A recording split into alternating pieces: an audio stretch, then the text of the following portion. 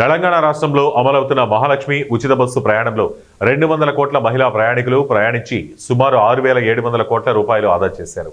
ఈ సందర్భంగా కామారెడ్డి బస్ స్టేషన్లో నిర్వహించిన కార్యక్రమానికి జిల్లా కలెక్టర్ ఆశీష్ సంగ్వాన్ ముఖ్య అతిథిగా హాజరై మహాలక్ష్మి ఉచిత ప్రయాణం గురించి సందేశం ఇచ్చారు. కార్యక్రమంలో జిల్లా ఎస్పీ రాజేష్ చంద్ర, ఏఎస్పీ కుమారి చైతన్యారెడ్డి, ఆర్డీఓ వీణ, ఇతర అధికారులు పాల్గొన్నారు. మిగతా పెద్దలందరికీ నమస్కారం. కాంగ్రెస్ పార్టీ ఆదివాసీ విభాగం తరపున దేశవ్యాప్తంగా ట్రైనింగ్ క్యాంపులు నడుస్తున్నాయి.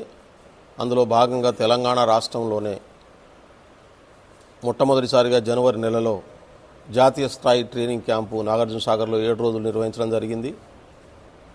దేశవ్యాప్తంగా 25,000 మందిని ఆదివాసుల్ని నాయకులుగా తీర్చిదిద్దాలనేటటువంటి రాహుల్ గాంధీ గారు, మల్లికార్జున్ ఖర్గే గారు డైరెక్షన్ మేరకు తెలంగాణ రాష్ట్రంలో అన్నిటికంటే ముందుగా ప్రారంభించింది.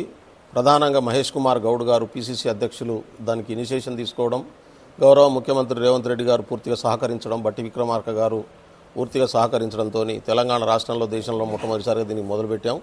ఇప్పటికే 6 జిల్లాల ట్రైనింగ్ క్యాంపులు